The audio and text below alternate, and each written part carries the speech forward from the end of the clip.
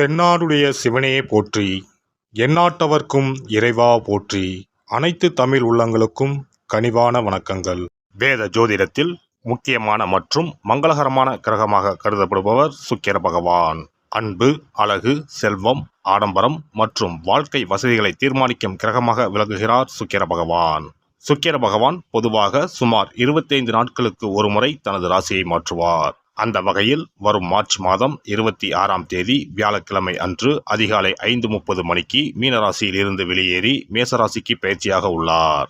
சுக்கிர பகவான் மேசராசியில் ஏப்ரல் மாதம் 19ஆம் தேதி பிற்பகல் 3:51 வரை பயணம் செய்வார். இந்த சுக்கிர பயிற்சியானது மிகவும் சிறப்பு வாய்ந்தது. ஏனெனில் இது விசுவாசு ஆண்டின் இறுதி சுக்கிர பயிற்சி ஆகும். அதே போல இது பாலபவம் வருடத்தின் வரக்கூடிய முதல் சுக்கிர பயிற்சி ஆகும். இந்த சுக்கிர பெயர்ச்சி உங்கள் வாழ்வில் பல மாற்றங்களை தரப்போகிறது. குடிசையில் இருந்த சில ராசிக்காரர்களின் வாழ்க்கை இப்போது கோபுரத்தில் ஏறப்போகிறது. பணம் பல வழிகளில் இருந்து வரப்போகிறது. இதுவரை இருந்து வந்த உடல் உபாதைகள் படிப்படியாக குறையப் போகிறது. பட்ட கடனை அடைக்க புது வழிகள் பிறக்கும். நடக்கப்போகும் இந்த சுக்கிர பெயர்ச்சியால் உங்கள் வாழ்வில் வளமும் நலமும் செல்வ செழிப்பும் பெற்று வாழ்வில் உயரிய நிலையை அடைய எல்லாம் வல்ல எம்பெருமானை வேண்டி விரும்பி கேட்டுக்கொள்கிறேன்.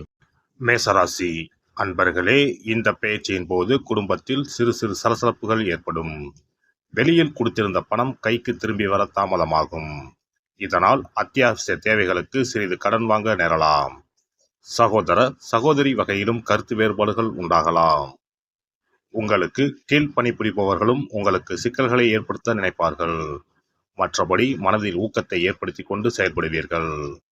கடினமாக முயற்சி செய்து உங்கள் தேவைகளை நிறைவேற்றிக் கொள்வீர்கள். உடல் ஆரோக்கியம் சிறப்பாக இருக்கும்.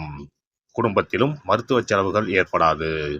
யாரையும் புண்படுத்தாமல் உங்கள் அணுகுமுறையால் வெற்றி பெறுவீர்கள். இந்த காலகட்டத்தில் குடும்பத்தில் பாகப்பிரிவினை சுமூகமாக நடக்கும். அசையா சொத்துக்களில் இருந்து வருமானம் வரத் தொடங்கும். பல விஷயங்களை சாமர்த்தியமாக சமாளிப்பீர்கள். மறைமுக எதிர்ப்புகள் நீங்கும். வழக்கு விவகாரங்களில் திடீர் திருப்பங்கள் ஏற்படும். குறைந்த உழைப்பிலும் அதிக ஆதாயம் கிடைக்கும். அதே சமயம் புறம் பேசுபவர்களை இனம் கண்டு ஒதுக்கவும். குடும்பத்தில் ஏற்படும் சில அனாவசிய பிரச்சனைகளை கண்டும் காணாமல் இருப்பது நல்லது. செய்தொழிலில் எதிர்பார்த்த வருமானம் கிடைக்கும். நவீன பொருட்களை வாங்கி இல்லத்தை அலங்கரிப்பீர்கள். முன்பின் அறிமுகம் இல்லாதவர்களுக்கும் உதவி செய்து பெருமை அடைவீர்கள். மற்றபடி அலைச்சல் தரும் வேலைகளை குறைத்துக் கொள்ளவும். அனாவசிய பயணங்களை தவிர்க்கவும். உத்தியோகஸ்தர்களுக்கு அலைச்சலும் வேலைப்பளுவும் அதிகரிக்கும். உங்களின் ஆற்றல் அதிகரிக்கும். அலுவலக ரீதியான பயணங்களால் பணவரவு உண்டாகும். அதே நேரம் சக ஊழியர்களை நம்பி எந்த வேலையும் ஒப்படைக்க வேண்டாம். இந்த பயிற்சியின் போது விரும்பத்தகாத இடமாற்றங்கள் உண்டாகும். வியாபாரிகள் கொடுக்கல் வாங்கல் விஷயங்களில் அனுகூலமான பலன்களை காண்பீர்கள். தொழில் ரீதியாக புதிய திருப்பங்கள் ஏற்படும். புதிய சந்தைகளை நாடிச் செல்லும் போது அதீத கவனத்துடன் செயல்பட வேண்டும். கூட்டுத் தொழில் புரிவோர் சற்று உஷாராக இருப்பது நல்லது. சந்தையில் போட்டிக்கு தகுந்தவாறு விலையை நிர்ணயம் செய்து விற்றால் நல்ல வருமானத்தை பெற முடியும். அரசியல்வாதிகள் இந்த பயிற்சியின் போது பொது சேவையில் அனுகூலமான திருப்பங்களை காண்பீர்கள். கட்சி மேலிடத்தின் பாராட்டுகளை பெறுவீர்கள். இதனால் உங்களுக்கு புதிய பதவிகள் கிடைக்கும். எதிரிகளும் உங்களிடம் அடங்கியே நடப்பார்கள். கலைத்துறையினரை தேடி புதிய ஒப்பந்தங்கள் வரும். ஆனாலும் ரசிகர்களின் ஆதரவு குறைந்தே காணப்படும். எனவே ரசிகர் மன்றங்களுக்கு செலவு செய்து அவர்களை உற்சாகப்படுத்தவும். தொழிலில் கவனமும் செயல்பாட்டில் நிதானமும் தேவை. பெண்மணிகளுக்கு குழந்தைகளால் பெருமை உண்டாகும். அதே சமயம் கணவருடன் வாக்குவாதங்கள் ஏற்படலாம். அதனால் பொறுப்புடனும் நிதானத்துடனும் நடந்து கொள்ளவும். மற்றபடி பொருளாதார நிலையில் எந்த குறைவும் ஏற்படாது. எனவே ஆடை அணிகலன்களை வாங்கி மகிழ்வீர்கள். மாணவ மணிகள் படிப்பில் கவனத்துடன் ஈடுபடவும். சிலர் முதல் தரம் வாங்குவார்கள். விளையாட்டிலும் வெற்றி பெறுவார்கள். நட்சத்திர பலன்கள். அஸ்வினி நட்சத்திரம். இந்த பெயர்ச்சியில் காரிய தடைகள் நீங்கி அனுகூலம் பிறக்கும். மதிப்பு மரியாதை சுமாராகவே இருக்கும். வீண் விவாதங்களை தவிர்க்கவும். குடும்பத்தின் தேவைகள் பூர்த்தியாகும்.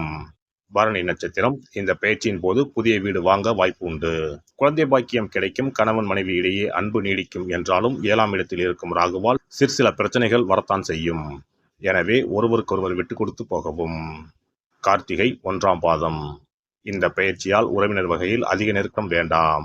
சிலர் தொழில் நிமித்தமாக குடும்பத்தை விட்டு பிரிய நேரலாம். தூரத்தில் இருக்கும் உறவினரால் நன்மைகள் ஏற்படும். செவ்வாய்க்கிழமை தோறும் அருகில் இருக்கும் முருகன் கோவிலுக்கு சென்று வரவும். முடிந்தவர்கள் அருகில் இருக்கும் அறுபடை தலங்களுக்கு சென்று வாருங்கள். கந்த சஷ்டி கவசம் அன்றாடம் பாராயணம் செய்வது, ஓம் சரவணபவ என்ற மந்திரத்தை சொல்லி வருவது நன்மையை தரும். ஒரு முறையாவது குல தெய்வத்தையும் இஷ்ட தெய்வத்தையும் ஒரே நாளில் சென்று தரிசித்து வாருங்கள். கடன் பிரச்சனைகள் தீரும், குடும்பத்தில் மகிழ்ச்சி நிலவும், மன நிம்மதி உண்டாகும். சிறப்பு தொகுப்பு. இனி சுக்கிர பகவானின் அருளை முழுமையாக பெற வெள்ளிக்கிழமையில் செய்ய வேண்டிய வழிபாடு என்ன என்பதனை பற்றி காண்போம். வெள்ளிக்கிழமை என்பது தெய்வ வழிபாட்டிற்கு உரிய நாளாகும். அதிலும் குறிப்பாக மகாலட்சுமியை வழிபடுவதற்கு சிறப்பான கிழமையாக கருதப்படுகிறது. நமக்கு செல்வத்தை வாரி வழங்கக்கூடிய மகாலட்சுமி தேவியும் குபேரனும் நம்முடைய பூர்வ ஜென்ம கர்ம வினைக்கு ஏற்ப பலாபலன்களை கொடுக்கிறார்கள். அதை அனுபவிக்க செய்யும் பொறுப்பு சுக்கிர பகவான் பார்த்து கொள்கிறார். ஒருவர் செல்வந்தராக இருப்பதற்கு ஜாதகத்தில் சுக்கிரன் அருள் கட்டாயம் இருக்க வேண்டும்.